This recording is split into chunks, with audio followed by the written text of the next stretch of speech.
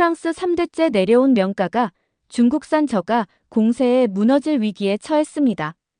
가문의 마지막 후계자는 모든 희망을 잃은 채 절망했죠. 그런데 우연히 한국의 나전 7기를 본 후 그는 충격에 휩싸입니다. 프랑스와는 비교도 안 될 깊이와 아름다움. 그는 모든 것을 걸고 한국으로 향합니다. 과연 그가 한국에서 발견한 나전 7기의 비밀은 무엇일까요? 끝까지 시청하시면 가슴 벅찬 감동과 놀라운 반전을 만나실 수 있습니다. 안녕하세요. 제 이름은 루이 뒤랑이에요. 프랑스 리옹에서 3대째 나전 7기 가업을 이어온 뒤랑 가문의 마지막 후계자이죠. 제 어린 시절 기억 속 작업실은 언제나 활기 넘치는 공간이었어요. 온나무 특유의 퀴퀴하면서도 알싸한 냄새, 자개를 다듬는 섬세한 손길, 그리고 완성된 작품에서 뿜어져 나오는 영롱한 빛, 이 모든 것이 저에게는 세상에서 가장 아름다운 풍경이었죠. 하지만 제가 가업을 이어받을 무렵 뒤랑 가문은 깊은 시름에 잠겨 있었어요. 마치 거대한 폭풍에 휩쓸린 작은 배처럼 위태로웠죠. 한때 유럽 왕실과 귀족들의 사랑을 받으며 화려한 명성을 떨쳤던 뒤랑의 나전 7기는 이제 빛바랜 채 작업실 구석에 쓸쓸히 쌓여 있었어요. 작업대 위에는 켜켜이 쌓인 먼지만큼이나 무거운 침묵이 내려앉아 있었고요. 가장 큰 문제는 중국산 저가 나전 7기 제품들이었어요. 그들은 마치 거대한 해일처럼 유럽 시장을 휩쓸었고 정교함과 예술성을 중시하는 우리 가문의 작품들은 가격 경쟁에서 밀려날 수밖에 없었죠. 솔직히 말하면 처음에는 그저 값싼 모조품이라고 생각했어요. 하지만 시간이 지날수록 그들의 저가 공세는 상상 이상으로 거셌고 뒤랑 가문의 숨통을 서서히 조여왔죠. 실제로 리옹 시내의 한 가구점에서 중국산 나전 7기 화장대를 본 적이 있어요. 멀리서 봤을 때는 화려한 자개 장식이 눈길을 끌었죠. 하지만 가까이 다가가서 살펴보니 자개는 조잡하게 이어 붙여져 있었고 오칠은 깊이감 없이 얄팍하기만 했어요. 뒤랑 가문의 장인 정신과는 비교조차 할 수 없는 수준이었죠. 하지만 가격표를 보는 순간 저는 할 말을 잃고 말았어요. 우리 가문 작품 가격의 10분의 1도 안 되는 터무니없이 싼 가격이었으니까요. 빚은 눈덩이처럼 불어났고 아버지와 어머니는 점점 더 깊은 절망감에 빠져들었어요. 두 분은 밤늦도록 작업실에 남아 해결책을 찾기 위해 애썼지만 상황은 나아지지 않았죠. 결국 정든 작업실마저 경매에 넘어갈 위기에 처하고 말았어요. 아버지와 어머니는 이미 세상을 떠났고 이 모든 짐은 오롯이 저 혼자 짊어져야 했죠. 할아버지는 제게 전통 나전 7기 기술을 가르쳐준 스승이자 삶의 지혜를 일깨워준 정신적 지주였어요. 하지만 할아버지는 급변하는 시대의 흐름, 특히 중국의 저가 공세 속에서 전통을 지키는 것이 얼마나 어려운 일인지 누구보다 잘 알고 있었죠. 할아버지는 깊은 슬픔이 담긴 눈빛으로 저를 바라보며 나전 7기 장인의 길을 포기하고 다른 길을 찾아보는 것이 어떻겠냐고 조심스럽게 제안했어요. 하지만 저는 포기할 수 없었어요. 뒤랑 가문의 명성을 되찾고 나전 7기의 아름다움을 세상에 다시 알리고 싶다는 열망이 제 안에서 활활 타오르고 있었으니까요. 그 불꽃은 마치 꺼져가는 가문을 다시 일으켜 세울 마지막 희망처럼 느껴졌어요. 매일 밤 저는 잠자리에 들기 전 인터넷을 뒤적이며 나전 7기에 대한 정보를 찾아보곤 했어요. 혹시라도 뒤랑 가문을 구할 수 있는 신락 같은 희망이라도 발견할 수 있을까 하는 절박한 심정이었죠. 하지만 대부분의 정보는 암울한 현실을 확인시켜줄 뿐이었어요. 중국산 저가 제품의 공세는 더욱 거세지고 있었고 전통 나전 7기 장인들은 하나둘씩 붓을 놓고 있었죠. 그러던 어느 날 밤이었어요. 여느 때처럼 나전 7기 관련 자료를 검색하던 중 우연히 한국 나전 7기 작품 사진 한 장을 보게 되었어요. 천년의 역사를 간직했다는 고려 시대의 나전경함이었죠. 어두운 바탕 위에서 영롱하게 빛나는 자개, 섬세하게 조각된 꽃과 넝쿨, 그리고 그 모든 것을 감싸 안은 깊고 오묘한 오칠 사진 속 나전경함은 마치 살아 숨쉬는 듯 생생한 아름다움을 뿜어내고 있었어요. 저는 그 사진에서 눈을 뗄 수 없었어요. 마치 운명처럼 한국 나전 칠기에 강렬하게 이끌렸죠. 프랑스 나전 칠기와는 전혀 다른 깊고 신비로운 아름다움이었어요. 뭐랄까, 프랑스 나전 칠기가 화려한 궁정 무도회 같다면 한국 나전 칠기는 고요한 숲속에서 만난 정령과 같다고 할까요? 그날 이후 저는 한국 나전 칠기에 대한 정보를 찾아 헤맸어요.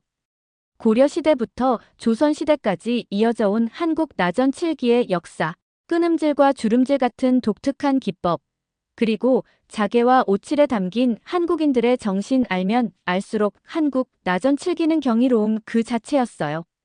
특히 조선시대 백자대호에 새겨진 모란 무늬 나전 칠기 작품은 저에게 큰 충격을 주었어요. 웅장하면서도 우아한 백자의 형태와 그 위에서 화려하게 피어난 모란의 섬세한 표현은 완벽한 조화를 이루고 있었죠. 중국산 저가 제품에서는 결코 찾아볼 수 없는 깊이와 품격이 느껴졌어요. 마치 장인이 수십 년 동안 혼을 불어넣어 완성한 예술 작품 같았죠. 저는 한국 나전 칠기에서 뒤랑 가문을 구할 수 있는 희망을 보았어요.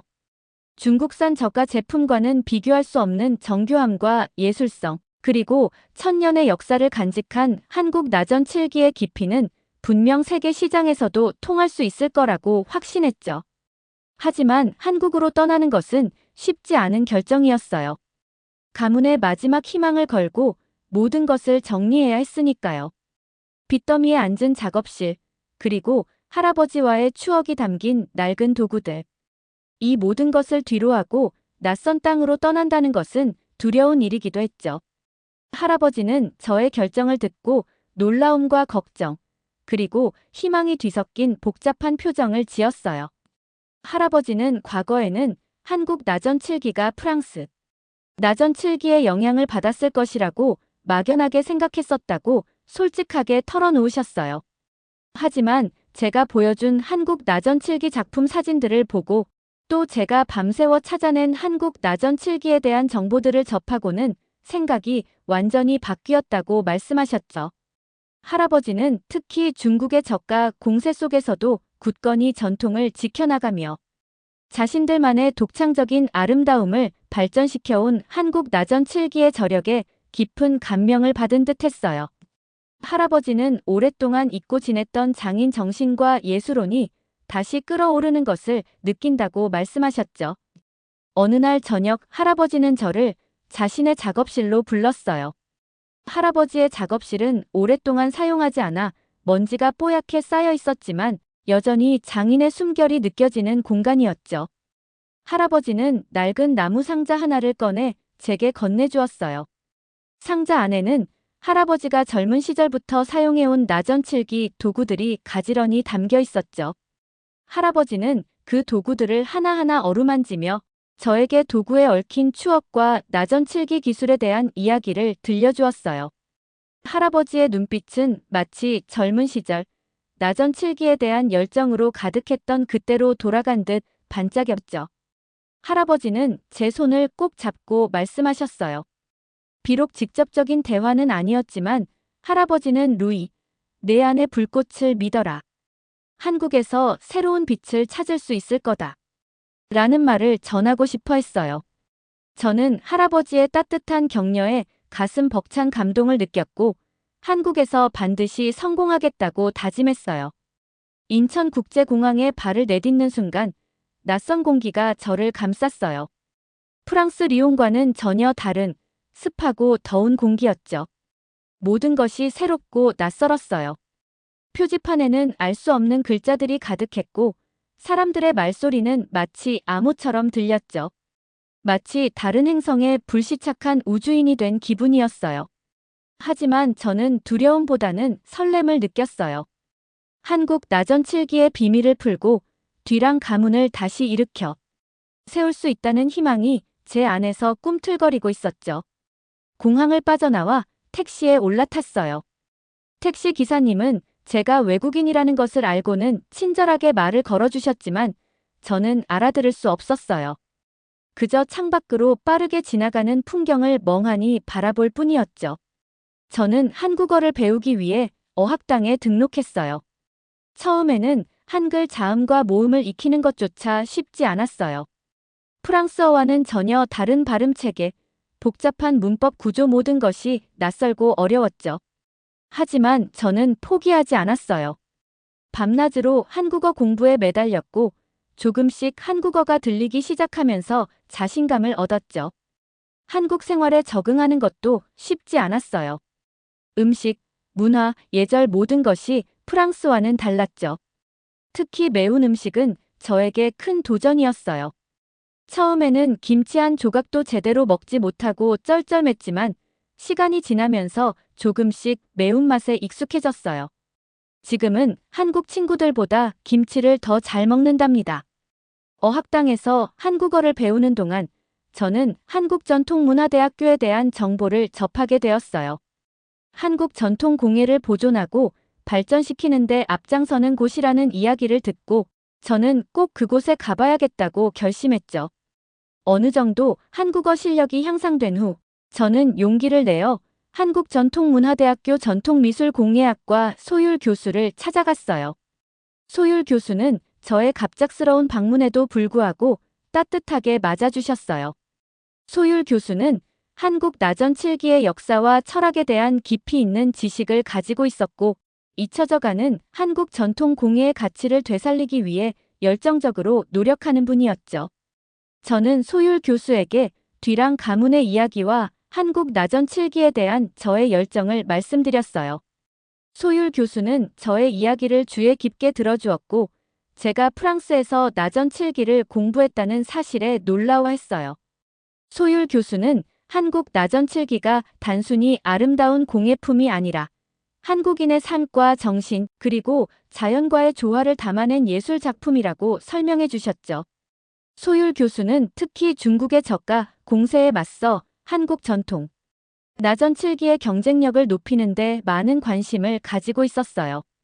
소율 교수는 중국산 저가 제품들이 단순히 가격만 싼 것이 아니라 전통적인 제작 방식과 재료를 사용하지 않아 나전 7기 고유의 아름다움과 가치를 훼손하고 있다고 지적했죠.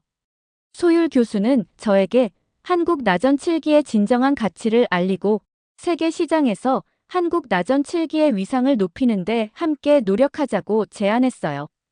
저는 소율 교수의 제안에 깊이 감동받았어요. 소율 교수는 저의 열정과 재능을 알아보고 한국 나전 7기의 세계를 열어준 은인이었죠. 저는 소율 교수에게 한국 나전 7기의 역사와 기법, 철학에 대해 배우며 한국 나전 7기에 대한 존경심을 키워갔어요. 처음에는 한국을 비롯한 동아시아의 공예 기술에 대해 잘 알지 못했고 프랑스, 특히 뒤랑 가문의 나전 7기 기술이 최고라는 자부심이 강했어요.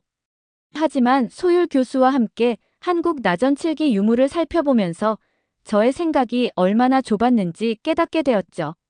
예를 들어 국립중앙박물관에서 본 고려시대 나전대모 국화 넝쿨무늬합은 저에게 큰 충격을 주었어요. 얇게 썬 자개와 거북 등껍질 대모를 사용하여 국화 넝쿨무늬를 섬세하게 표현한 작품이었는데 그 정교함과 아름다움은 말로 표현할 수 없을 정도였죠. 특히 자개와 대모를 겹쳐서 표현한 부분은 빛의 각도에 따라 오묘한 색깔을 띠며 신비로운 분위기를 자아냈어요.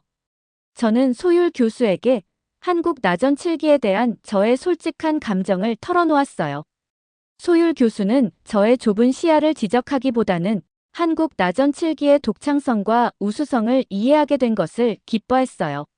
소율 교수는 저에게 한국 나전 7기의 세계를 더욱 깊이 탐구할 수 있도록 다양한 기회를 제공해 주셨죠. 소율 교수는 저를 경기도 이천에 있는 도현 명장의 공방으로 안내했어요. 도현 명장은 평생을 나전 7기 외길 인생을 걸어온 한국 나전 7기 분야의 살아있는 전설과 같은 분이었죠. 이천으로 가는 길, 소율 교수는 도현 명장에 대한 존경심을 감추지 않았어요. 특히 중국산 저가 제품의 공세 속에서도 꿋꿋하게 전통 방식을 고수하며 한국 나전 7기의 명맥을 이어오고 있다는 점을 강조했죠. 도현 명장의 작업실은 마치 시간이 멈춘 듯한 공간이었어요. 흑벽돌로 지어진 아담한 한옥 건물은 세월의 흔적을 고스란히 간직하고 있었고, 마당에는 온나무와 자개를 말리는 도구들이 놓여 있었죠. 작업실 안으로 들어서자 퀴퀴하면서도 향긋한 옷 냄새가 코를 찔렀어요. 한쪽 벽면에는 수십 년은 좋게 되어 보이는 오칠 건조장이 자리하고 있었고, 다른 쪽에는 갖가지 모양과 크기의 자개, 그리고 오칠 도구들이 정갈하게 정리되어 있었죠. 도현 명장은 과묵하고 엄격해 보이는 인상이었지만 그의 눈빛은 나전 7기에 대한 깊은 애정과 열정으로 빛나고 있었어요. 소율 교수가 저를 소개하자 도현 명장은 잠시 저를 빤히 바라보더니 별말 없이 고개를 끄덕였어요. 마치 제 마음속을 꿰뚫어보는 듯한 날카로운 눈빛이었죠. 명장은 먼저 온나무에서 옷수액을 채취하는 과정부터 보여주었어요. 온나무에 날카로운 칼로 상처를 내자 하얀 진액이 흘러나왔죠. 명장은 그 진액을 한 방울 한 방울 조심스럽게 대나무통에 받았어요. 마치 신성한 의식을 치르는 것처럼 경건한 모습이었죠. 옷 채취는 아무나 할 수 있는 일이 아니라고 해요. 옷에 민감한 사람은 심한 알레르기 반응을 일으킬 수 있기 때문이죠. 실제로 옷 채취 작업을 하는 장인들 중에는 옷 알레르기 때문에 고생하는 분들이 많다고 들었어요. 다음으로 명장은 자개를 다듬는 과정을 시연했어요. 얇게 켠 전복 껍데기를 물에 불려 부드럽게 만든 후 주름질 칼을 사용하여 섬세하게 문양을 오려냈죠. 명장의 손끝에서 자개는 마치 살아있는 생명체처럼 자유자재로 움직였어요. 꽃잎, 나뭇잎, 새, 나비 명장의 손길이 닿을 때마다 자개는 아름다운 예술 작품으로 변신했죠. 저는 명장의 작업 과정을 숨죽이며 지켜봤어요. 명장의 손놀림은 마치 마법과 같았죠. 수십 년 동안 쌓아온 숙련된 기술과 장인 정신이 느껴졌어요. 특히 인상 깊었던 것은 자개를 물에 불리는 과정이었어요. 명장은 자개의 종류와 두께에 따라 물의 온도와 불리는 시간을 정확하게 조절했죠. 너무 오래 불리면 자개가 물러져서 작업하기 어렵고 너무 짧게 불리면 자개가 부서지기 쉽다고 해요. 자개 붙이기는 더욱 놀라웠어요. 명장은 미리 준비해둔 나무 기물 위에 얇게 오칠을 하고 그 위에 자개 조각을 하나하나 붙여 나갔죠. 끊음질과 주름질 기법을 번갈아 사용하며 섬세하고 정교한 문양을 만들어 나가는 명장의 손놀림은 경이로움 그 자체였어요. 끊음질은 자개를 끊어붙여 직선이나 각진 문양을 표현하는 기법이고, 주름질은 자개를 길게 이어붙여 곡선이나 유려한 문양을 표현하는 기법이라고 해요. 저는 명장의 작업 과정을 보면서 나전 7기가 단순한 공예품이 아니라 자연과 인간의 혼이 깃든 예술 작품이라는 것을 깨달았어요. 프랑스 나전 7기 기술과는 다른 한국 나전 7기만의 독특한 아름다움과 깊이에 매료되었죠. 특히 오칠과 건조를 반복하는 과정은 엄청난 인내심과 끈기를 요구하는 작업이었어요. 오칠을 한 번 할 때마다 얇은 사포로 표면을 갈아내고 다시 오칠을 하는 과정을 수십 번, 때로는 수백 번 반복해야 비로소 깊고 은은한 광택이 살아난다고 해요. 명장은 저에게 직접 자개를 다듬고 붙여보는 기회를 주었어요. 처음에는 서툴고 어색했지만 명장의 가르침을 따라 차근차근 연습하면서 조금씩 자신감을 얻었죠. 명장은 저의 재능을 칭찬하며 한국 나전 7기의 미래를 짊어질 젊은 인재가 될 수 있을 거라고 격려해 주었어요.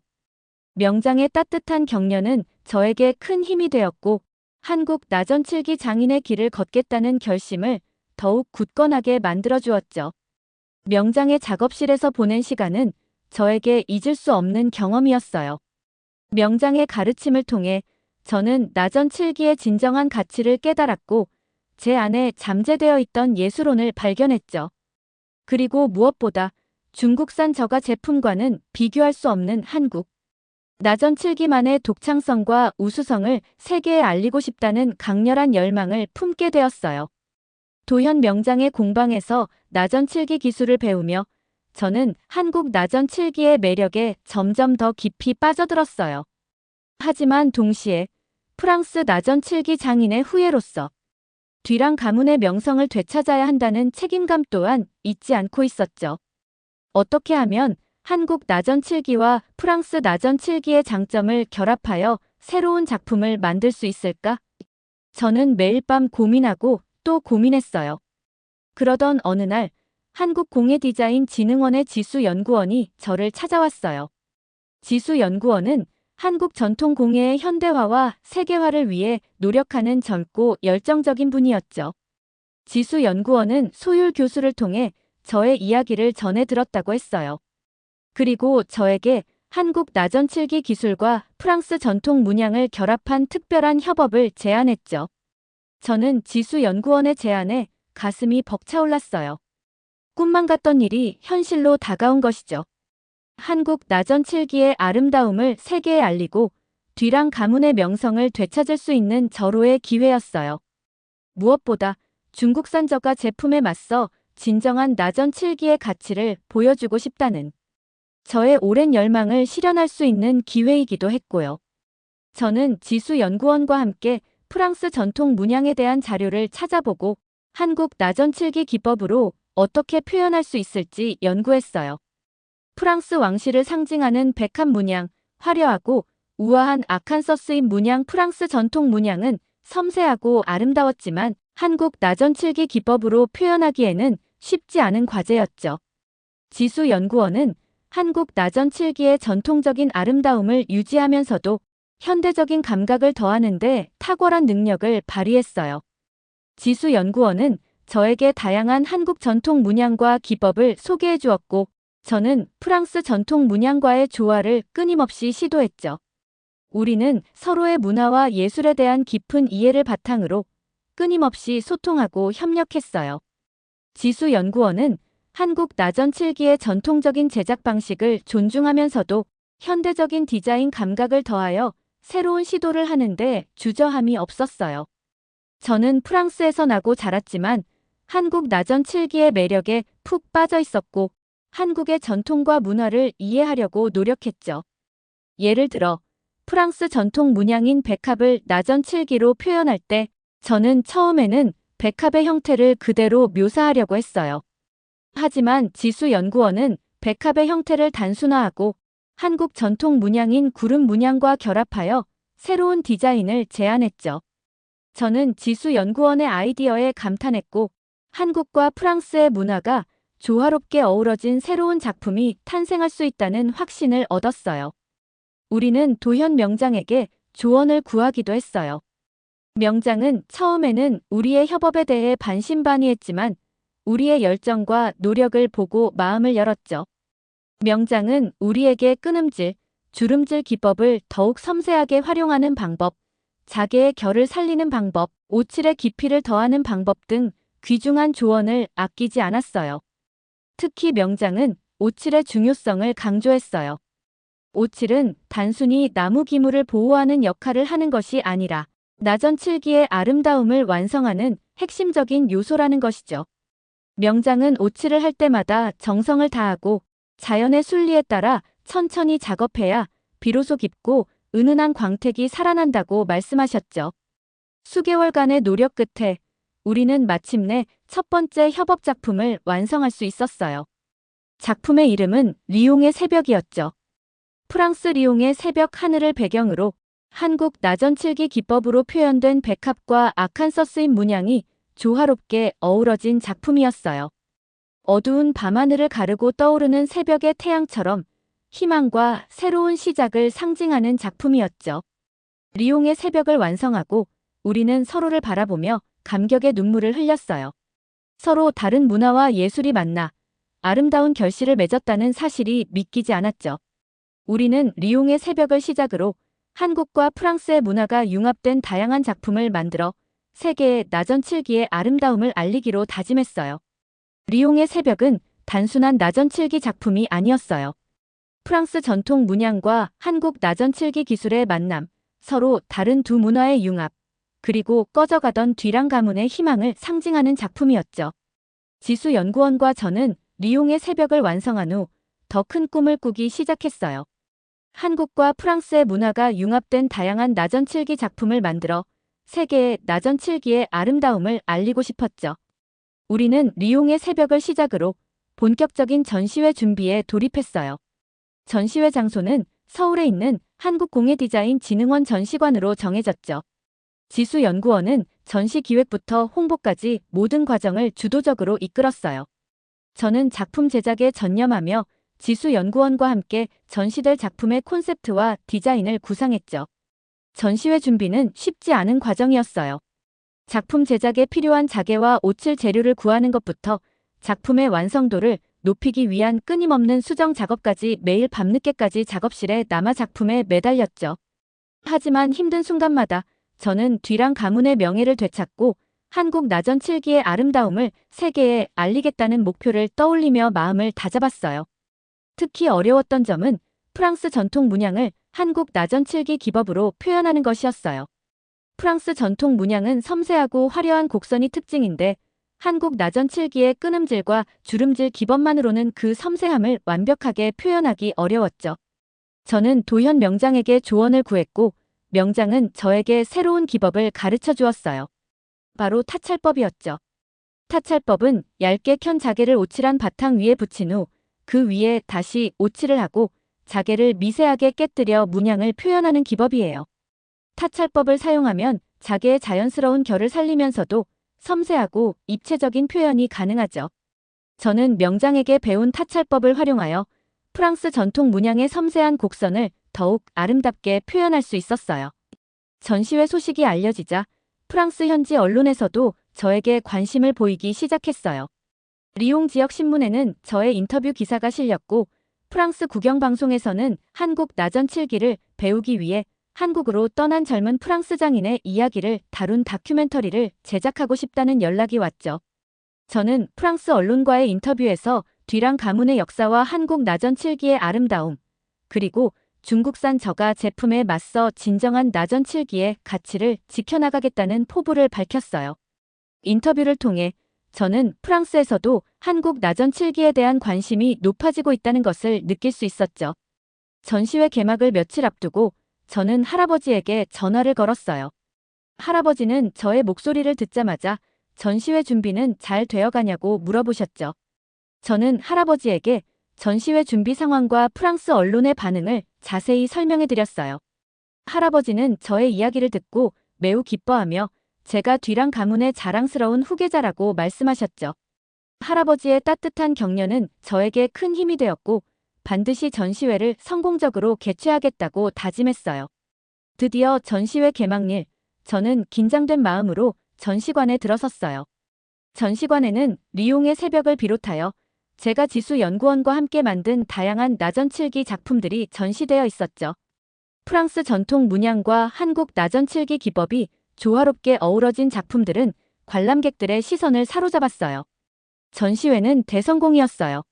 많은 사람들이 전시관을 찾아와 한국과 프랑스의 문화가 융합된 나전칠기 작품의 아름다움에 감탄했죠.